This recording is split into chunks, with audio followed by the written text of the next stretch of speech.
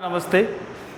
पिछली क्लास में बेटा आप लोगों ने हेलो एल्केन का क्लासिफिकेशन देखा था और क्लासिफिकेशन के बारे में ज़्यादा कोई तगड़ा काम बड़ा काम नहीं है बेटा, एकदम सरल सी बात है। अब इस चैप्टर के अंदर जो टॉपिक आता है वैसे पार्ट नंबर 10वां है ये ऑर्गेनिक केमिस्ट्री का और अपना लेक्चर नंबर 2 और वैसे टोटल ओवरऑल लेक्चर नंबर 14।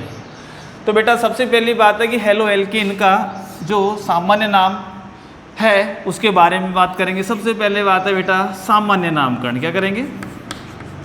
सामान्य नामकरण, जो बेटा बिल्कुल सरल सा ही है, कोई प्रॉब्लम नहीं है। सामान्य नामकरण की बात करें तो हेलो एल्केन का सामान्य नाम अपन किसके हिसाब से देंगे बेटा? एल्किल हैलाइड से। क्या देंगे बेटा? एल्किल हैलाइड से इनका नामकरण करेंगे। अब हैलाइड का मतलब अपन जानते हैं बेटा F बराबर, इसको तो क्या बोलोगे? फ्लोराइड। क्या बोलोगे?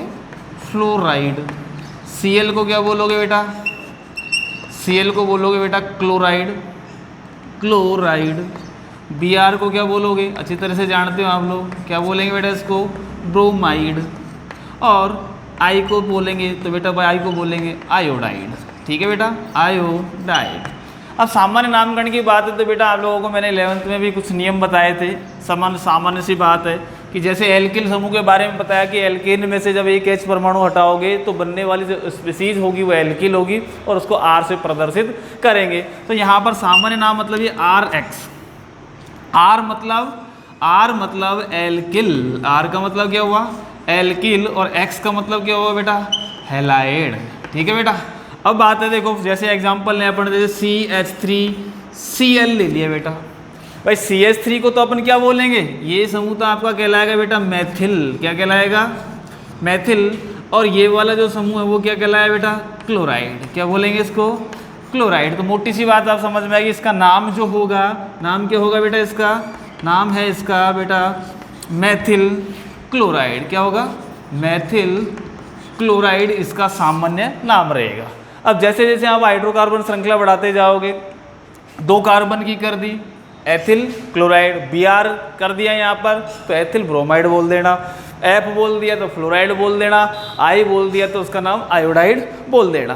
फिर उसके बाद अगला एग्जाम्पल अपन ने आइसो भी पढ़ा है बेटा, अपन ने नियो भी पढ़ा है, अपन ने नॉर्मल भी पढ़ा है और तृतीयक भी पढ़ा है। तो अपन जैसे एग्जाम्पल और लेना चाहें कि जैसे CH3 CH2 CH2 और Br। ठीक है। अपन जानते पहले बताया था कि जब हाइड्रोकार्बन श्रृंखला में कम से कम 4 कार्बन परमाणु एक सीधी श्रृंखला में हो तो अपन एक शब्द लगाते हैं N का मतलब होता है नॉर्मल। अब यहाँ पर 1 2 3 4 कार्बन को तो क्या बोल दोगे बेटा? 4 कार्बन को तो बोलता है ब्यूटिल। और Br को क्या बोला जाता है? आप लोगों ने क्या बोल दिया बेटा? Butyl bromide. तो N ब्यूटिल ब्रोमाइड इसका सामान्य नाम रहेगा। ठीक है बेटा। तो ये नॉर्मल का नियम आ गया। नॉर्मल के बाद आपको मैंने एक चीज़ और बताई थी। इसके बाद अगला पॉइंट था जिसके अंदर आइसो इस्तेमाल किया था आपने। आइसो पूर्व लगन का उपयोग किया था। जैसे 3 कार्बन परमाणु, अपन जानते हैं कि यदि हाइड्रोकार्बन श्रृंखला में कोई ऐसा समूह उपस्थित है, ऐसा समूह दिखाई दे रहा है, ऐसा समूह उपस्थित है तो अपन इसका पूर्व लगन आइसो लगाते हैं। यदि अपन ने यहाँ क्या लगा दिया बेटा? Br लगा दिया तो अपन कह देंगे बेटा आइसो। सबसे पहला काम 1 2 3 कार्बन है, 3 कार्बन में से एक H को प्रतिस्थापित कर दिया तो 3 प्रोपेन था, 1 हटा दिया तो प्रोपिल बन गया। तो इसका नाम हो गया बेटा आइसोप्रोपिल ब्रोमाइड। ठीक है बेटा। तो आइसो समूह आप लोग लगा सकते हो। फिर इसके बाद अपन कहें कि आइसो के बाद अपन एक से आया था बेटा क्या? नियो वाला। अब नियो वाला समूह अपन अच्छी तरह से जानते हैं। नियो जब पूर्व लगन इस्तेमाल करोगे, अगला जो है नियो पूर्व लगन का उपयोग करोगे तो आपको हाइड्रोकार्बन श्रृंखला में 5 कार्बन दिखाई देंगे बेटा। और श्रृंखला के अंदर ये एक साकित श्रृंखला होगी। यहाँ पर देखो, यदि अपन यहाँ से H, यहाँ से ये कर दिया H और ये कर दी वैलेंसी तो इसका नाम है पेंटिल। कौन है? पेंटिल। 5 कार्बन 1 2 3 4 5, लेकिन समूह की पहचान के बाद इसको नाम बोलोगे नियो पेंटिल समूह। क्या बोलोगे? अब नियो पेंटिल तो है, अपन ने क्या लगा दिया? F लगा दिया। F लगा दिया तो इसका नाम क्या हुआ बेटा? नियो। क्या लगाएंगे पहले तो अपन? नियो। उसके बाद अपन ने बोला नियो पेंटिल और उसके बाद इसको बोलोगे बेटा F को बोलोगे फ्लोराइड। क्या बोलोगे? Neo pentyl fluoride. अब ये नियो की समूह की पहचान हो गई। उसके बाद अगला जो टॉपिक बढ़ता है बेटा, अगला है, अगले के अंदर 1 डिग्री 2 डिग्री और 3 डिग्री वाला। जैसे आपने जो बोला CH3 CH और अपन ने यहाँ Br लगा दिया बेटा, CH2 और ये CH3 हो गया। अब देखो ना तो इसको हम नॉर्मल बोल सकते क्योंकि सीधी श्रृंखला नहीं है, आइसो नहीं लगा सकते क्योंकि CH3 CH CH3 समूह नहीं है, नियो हम नहीं लगा सकते कि नियो के अंदर 5 कार्बन और आप शाखा होने चाहिए, समूह की पहचान जानते हो। तो यहाँ पर ये Br जुड़ा हुआ है 2 डिग्री कार्बन पर, तो इसका नाम होगा बेटा सेकेंडरी। इसका नाम क्या होगा? सेकेंडरी। और 3 कार्बन को 4 कार्बन को क्या बोलोगे आप लोग? ब्यूटिल। और Br को क्या बोलोगे बेटा? ब्रोमाइड। क्या बोलोगे? ब्रोमाइड। तो इसका नाम हो जाएगा सेकेंडरी ब्यूटिल ब्रोमाइड, या हम कह सकते हैं द्वितीयक ब्यूटिल ब्रोमाइड के नाम से आप लोग जानोगे। फिर एक और है बेटा तृतीयक वाला समूह। तृतीयक का मतलब यहाँ पर 3 डिग्री कार्बन परमाणु के हिसाब से बात करें, CH3 अपन ने यहाँ से CH3 कर दिया और अपन ने लगा दिया Cl, अपन लगा दे Br, कुछ भी लगाओ। तो ये जो कार्बन परमाणु है कौन सा बेटा? 3 डिग्री है। तो कितने कार्बन? 1 2 3 4, 4 के लिए ब्यूटिल, Cl के लिए क्लोराइड, तो इसका नाम होगा 3 डिग्री ब्यूटिल क्लोराइड, या हम कह सकते हैं तृतीयक ब्यूटिल क्लोराइड। ठीक है, तृतीयक बोलो 3 डिग्री बोलो एक ही बात है, इंग्लिश में अपने बोलेंगे टर्सरी ब्यूटिल क्लोराइड के नाम से जाएंगे। तो ये बेटा एक तरह से सामान्य नाम की बात थी। नॉर्मल का इस्तेमाल करो, 4 कार्बन श्रृंखला बिल्कुल सीधी हो, आइसो का इस्तेमाल करो, नियो लगा के आप लोग करो, और उसके बाद 2 डिग्री और 3 डिग्री के हिसाब से आप लोग बता सकते हैं। तो सामान्य नाम क्या होगा? Alkyl halide. अगला जो नामकरण है बेटा, अगला है आप लोगों का IUPAC नामकरण। और IUPAC नामकरण के अंदर यहाँ पर ये जो पूर्व लगन है, अपने जो अनुलगन लगाए थे लास्ट में, ब्रोमाइड क्लोराइड जो भी किए थे, अब इसका IUPAC नाम अपन दें, IUPAC नामकरण। IUPAC अपन नामकरण कर रहे हैं, तो F को तो क्या बोलेंगे बेटा IUPAC में? फ्लोरो। क्या बोलेंगे? फ्लोरो। और सबके सब बेटे पूर्व लगन के रूप में लगते हैं। किसके रूप में लगेंगे? पूर्व लगन, जो पहले लगते हैं। Cl को क्या बोल दोगे बेटा अपन? Cl को बोलोगे बेटा क्लोरो। क्या बोलोगे? क्लोरो। Br को बेटा बोलोगे आप लोग बेटा ब्रोमो, और I को बोलोगे बेटा अब आयोडो। क्या बोलोगे? आयोडो। हम मोटी सी बात है, कुछ नहीं, कोई फर्स्ट एग्जाम्पल अपन ने लिया जैसे CS। सबसे पहली बात है कि इसका नामकरण सूत्र, तो सबसे पहले बेटा प्रतिस्थापी का नाम, किसका नाम? प्रतिस्थापी, प्रतिस्थापी का नाम। और प्रतिस्थापी का नाम भी कैसे लिखते हो? मैंने आपको बताया था बेटा वर्णमाला के अनुसार। कैसे बेटा? वर्णमाला के अनुसार स्थिति दर्शाते हुए। कोई जो स्थिति है वो बताओ, स्थिति दर्शाते हुए करोगे सबसे पहला काम, प्रतिस्थापी का नाम। फर्स्ट करोगे लंबी हाइड्रोकार्बन श्रृंखला का चयन करना, श्रृंखला का क्रमांकन उस ओर से करना जिस ओर से आपके प्रतिस्थापी को न्यूनतम अंक मिले।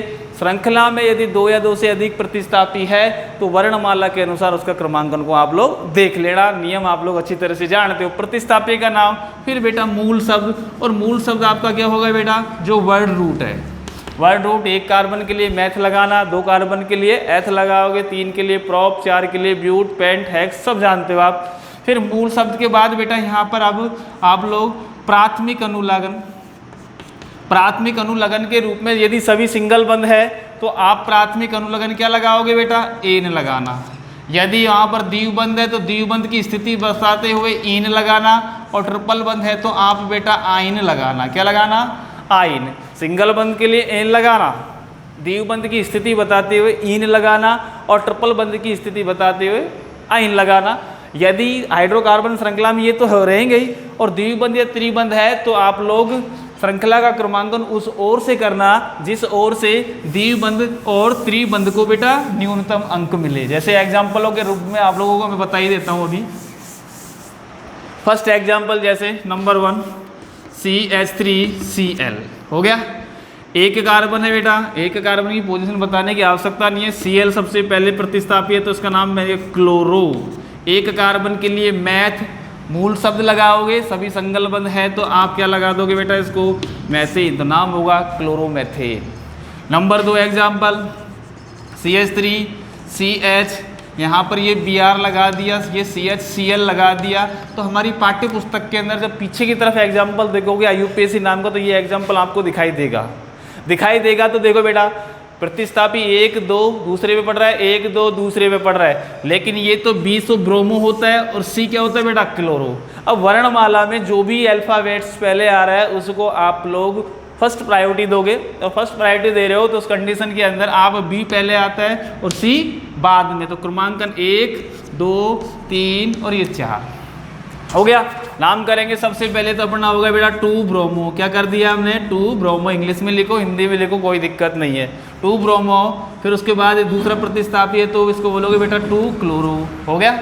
मूल शब्द के रूप में 1 2 3 4 ब्यूट, और सभी सिंगल बंद है कार्बन कार्बन, इसलिए इसका नाम हो जाएगा बेटा ब्यूटेन। क्या नाम हो जाएगा, ब्यूटेन। तो नाम बिल्कुल सरल सा है, कोई टेंशन वाली बात नहीं। जब यदि एग्जाम में भी नाम पूछता है हेलो एल्केन का तो बिल्कुल सरल सा पूछेगा, कोई ऐसा जटिल काम नहीं होता। आप लोग अपनी किताब में भी इसको देख सकते हो। फिर अगला टॉप जो है एक द्विबंध वाला ले लेते हैं, तीसरा example CH3 CH द्विबंध CH2 CH2 और Cl, ठीक है बेटा। तो देखो 1 2 3 4, ठीक। अब देखो इधर ये प्रतिस्थापी है क्लोरो, हमने अभी जब सिंगल बंद था तो उस कंडीशन के अंदर उनको देखा था। अब लेकिन यहाँ द्विबंध देखो 1 2 1 2, दूसरी इधर से भी दूसरी पड़ रही, इधर से तो अपन को क्रमांकन उसी ओर से करना है, तो जिससे प्रतिस्थापी को न्यूनतम अंक मिले, साथ में द्विबंध को भी न्यूनतम अंक मिले। तो हम बेटा बोलेंगे इसको 1 क्लोरो, क्या बोलेंगे 1 क्लोरो। कितने कार्बन 1 2 3 4 ब्यूट, और उसके बाद इन की पोजीशन बताओगे 2 इन, तो नाम क्या हो जाएगा 1 क्लोरो 2 ब्यूटीन या ब्यूट 2 इन, इसका आप लोग IUPAC नाम कर सकते हैं। उसके बाद आप लोग इस पाठ्य पुस्तक के अंदर देखना बेटा, सरल से नाम है सबके सब, ऐसी कोई समस्या आएगी नहीं। और नामकरण मैंने आप लोगों को पहले भी कराया, तो वही है प्रतिस्थापी का नाम करना 2 या 2 से अधिक है। जैसे एक एग्जाम्पल और दिया था बेटा तुमको मैंने, शायद याद हो तो, CCl3 CCl3 CCl3 और CCl3 का IUPAC नाम बताओ, ऐसा कुछ बोला था। फिर मैंने ये बोला था कोई जटिल प्रतिस्थापी है और उनके नाम से पहले डाई लगाए, नाम से पहले ट्राई लगाए, नाम से पहले टेट्रा लगाए, जो भी लगाए, यदि उनकी संख्या 2 है तो उसके लिए पूर्व लगन आप लोग क्या लगाओगे 20। 2 के लिए 2 बराबर क्या होता है बेटा डाई, और डाई 2 संख्या होने पर आप लोग 20 लगाओगे। 3 होने पर आप लोग क्या लगाओगे बेटा ट्रिस लगाना, अपन 3 समूह के लिए। लेकिन यह है कि उनके नाम से वैसे तृतीयक ब्यूटिल ब्रोमाइड, जो तृतीयक ब्यूटिल समूह है उसमें थर्डरी देख रखा है। उसके बाद यदि 4 है तो बेटा अपन कह देंगे टेट्राकिस, क्या बोलेंगे इसको टेट्राकिस। 5 है तो उसको अपन बोलेंगे बेटा पेंटाकिस। ये समूह की पहचान करनी है। अब छोड़ो बेटा, श्रृंखला का क्रमांकन कर रहे हैं अपन। श्रृंखला क्रमांक देखो 1 2 3 1 2 3, कहीं से भी कर लेना कोई समस्या नहीं। एक कार्बन, दूसरा कार्बन और तीसरा कार्बन, ये हमारा प्रतिस्थापी है और ये भी हमारा क्या है प्रतिस्थापी।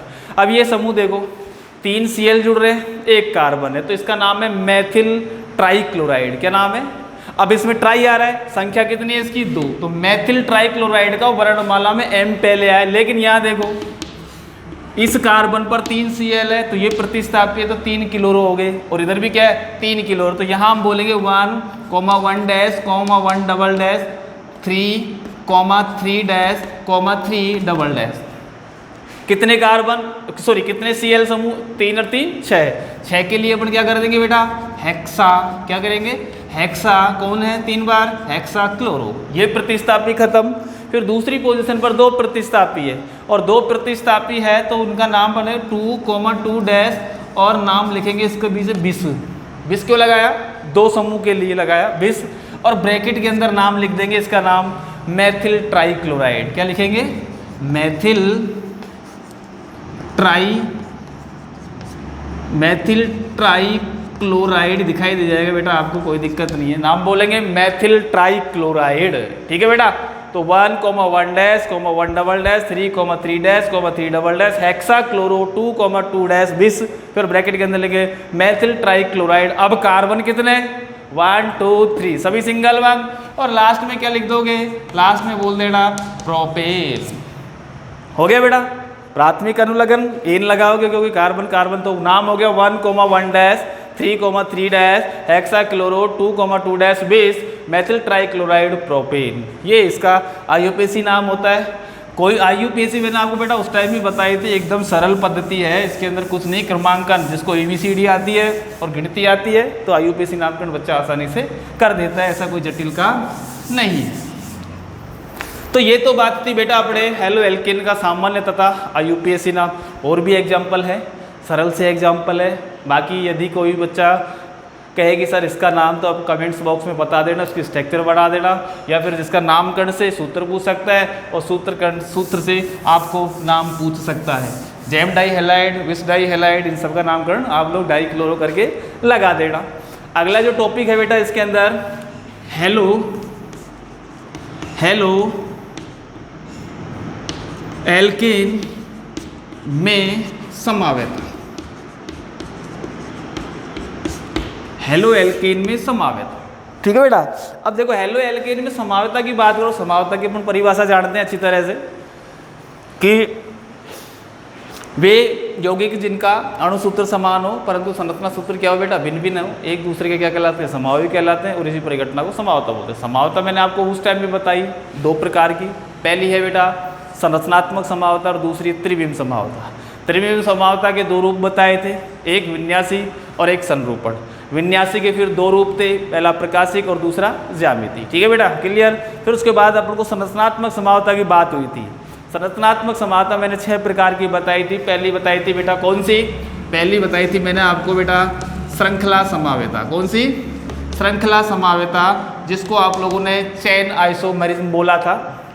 दूसरी है बेटा स्थिति समावेता। कौन सी समावेता, स्थिति समावेता, ठीक है बेटा। तीसरे प्रकार की बात करो तो आपको बताया था बेटा क्रियात्मक समूह समावेता, ठीक है बेटा। फिर अगर चौथी बात की बात करें तो अपन बोल सकते हैं चलावेता, जिसको कीटोमेरिज्म बोलेंगे। पांचवी बात करेंगे तो बोलेंगे बेटा मध्यावयता, और छठी बात करें तो उसको बोलोगे नाभिकीय या बंधन समावेता, नाभिकीय या फिर अपन बोल सकते हैं बंधन समावेता। तो बेटा सुन लो, क्रियात्मक समूह समावेता की बात करते मैंने एक फिक्स कॉम्बिनेशन बताए थे तुमको, साइनाइड का आइसोसाइनाइड, एल्कोहल का ईथर, थायो एल्कोहल का थायो ईथर, कीटोन का एल्डिहाइड, कार्बोक्सिलिक अम्ल का एस्टर वगैरह बताया था, क्रिया। अब बात हो देखो यहाँ पर हाइड्रोकार्बन श्रृंखला, जैसे एक एग्जांपल दिया था मैंने बेटा C5H11Br वाला, ये एग्जांपल करवाया था आप लोगों से। इसमें पूछा कि अधिकतम समावयव की संख्या कितनी होती है, सरल सा एग्जांपल आता है, ऐसी कोई बड़ी बात नहीं है। C4H9Cl एक एग्जांपल ये भी है जो तुम्हारी पाठ्य पुस्तक में दिया हुआ है, इसके समावयव आप लोगों को बनाना है।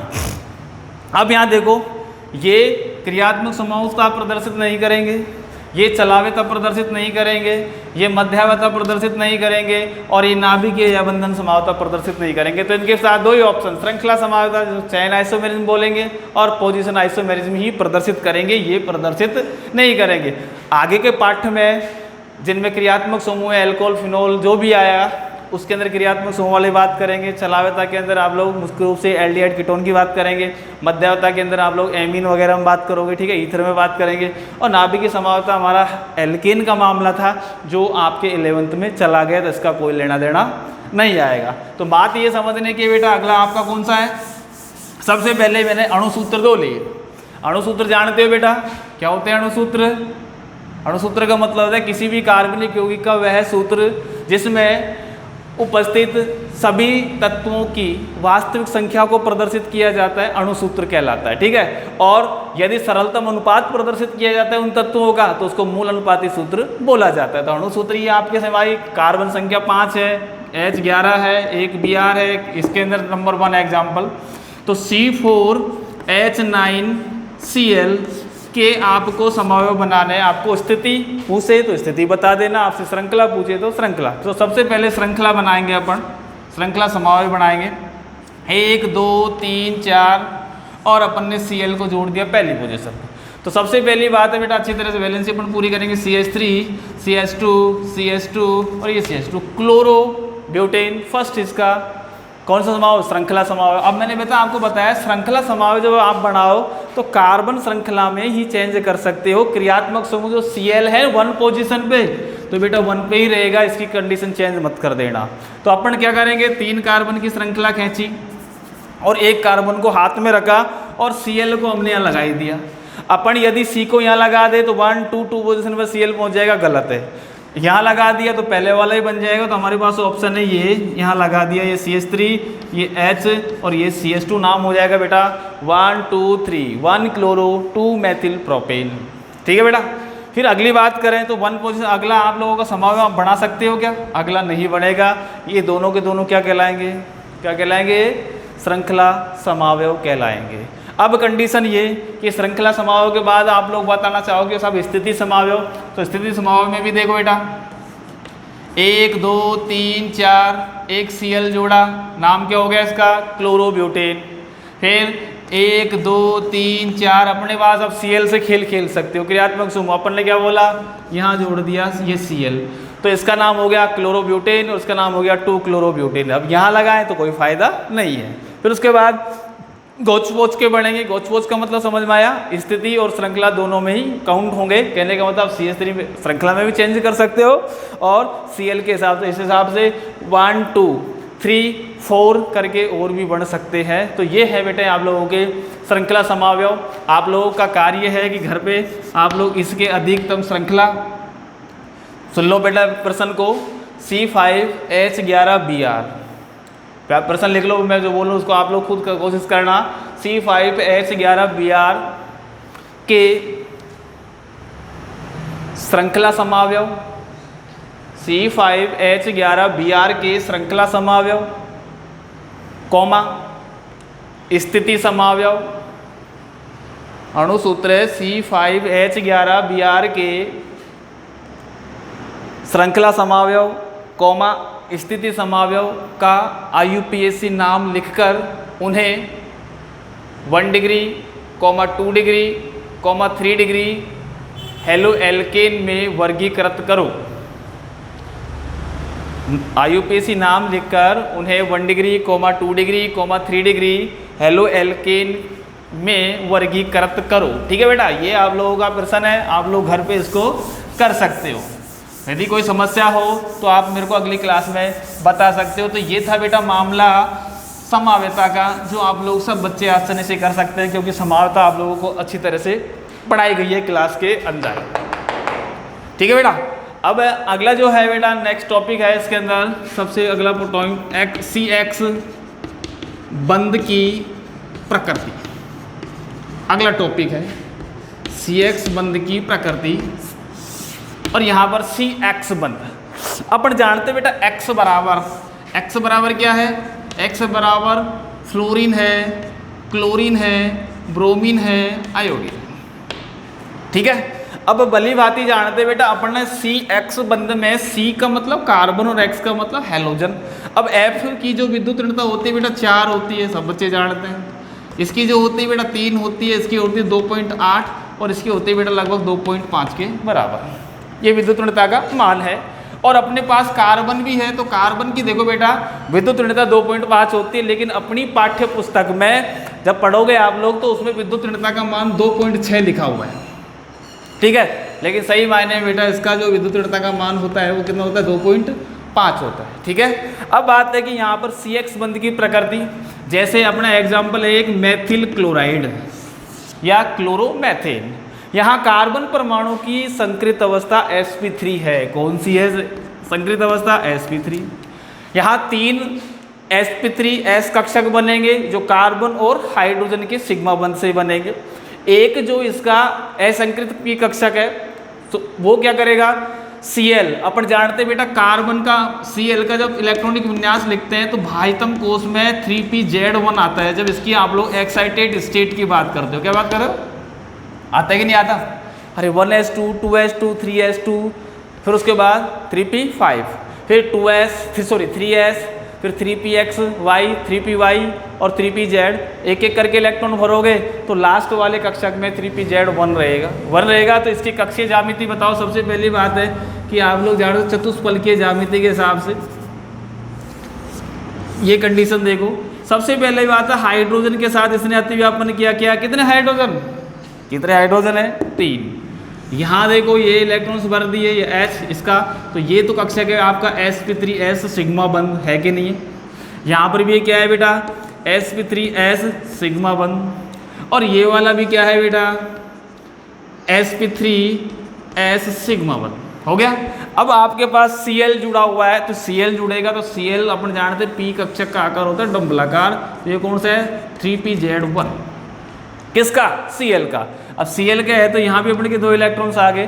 तो इस प्रकार तो इसकी ज्यामिति जो होती है वो आपको स्पष्ट कक्षीय चित्र है। सबसे पहली बात है इसमें ये कहता है कि भाई कैसे इसको डिफाइन करोगे, कहने का मतलब बोलोगे कैसे, तो आपने एग्जाम्पल इसी का ले लिया। तो मेथिल क्लोराइड के अंदर जो कार्बन परमाणु sp3 संकृत अवस्था में होता है, इसमें से 3 sp3s सिग्मा बंध तो उसके s कक्षक से बनेंगे, और एक 3pz1 का क्या होता है बेटा, यहाँ पर अक्षीय अतिव्यापन होता है, तो ये भी कौन सा बंध बनता है, सिग्मा बंध बनता है। तो ये तो इसका कक्षीय डायग्राम हुआ, समझ में आई।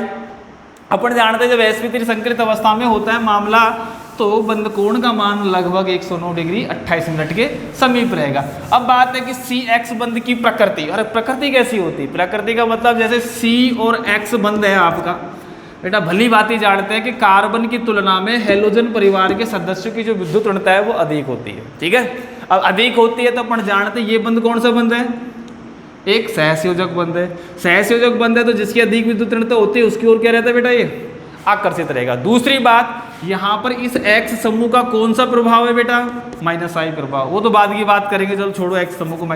तो यहाँ पर ये कार्बन की तुलना में Cx की जो विद्युत ऋणता है वो अधिक है, जिसके कारण ये जो सिग्मा बंध होता है वो X मतलब हेलोजन परमाणु की ओर आकर्षित रहता है, और कार्बन परमाणु पर आंशिक धनावेश व हेलोजन परमाणु पर आंशिक ऋणावेश आ जाता है। अब यहाँ पर एक धन बन गया, एक ऋण बन गया, तो बंध कौन सी प्रकृति का हो गया बेटा, ये आपका ध्रुवीय प्रकृति हो गई। कौन सी होगी, ध्रुवीय क्यों बोला, 2 ध्रुव है, एक नेगेटिव पोल हो गया और एक हो गया बेटा पॉजिटिव पोल।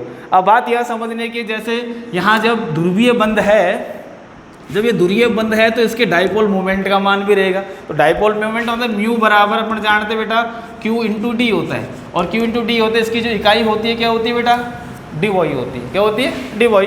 तो बात है कि जैसे एग्जांपल आपका दिया हुआ है कि जैसे CH3Cl की बात करें, CH3Br की बात करें, CH3I की बात करें, तो इनके द्विध्रुव गुण दिए हुए हैं। यहाँ पर 1.86 डिवॉई का मान है, ठीक है बेटा। यहाँ लगभग 1.69 के आसपास का है डिवॉई, और यहाँ 1.62 डिवॉई इसके द्विध्रुव आघूर्ण का मान है लगभग।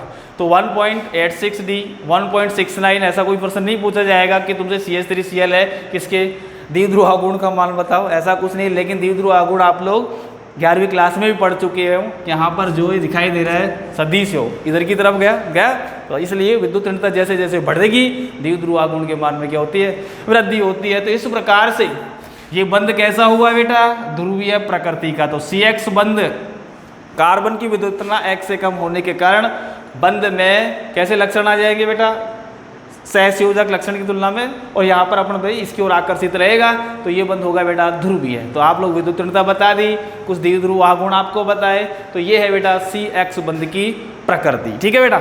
अब नेक्स्ट टॉपिक जो होगा आप लोगों का हेलो एल्केन बनाने की विधियाँ, method of preparation of halo alkane की बात करेंगे, ठीक है बेटा। धन्यवाद, फिर नेक्स्ट क्लास में अपन ये चीज़ पढ़ेंगे।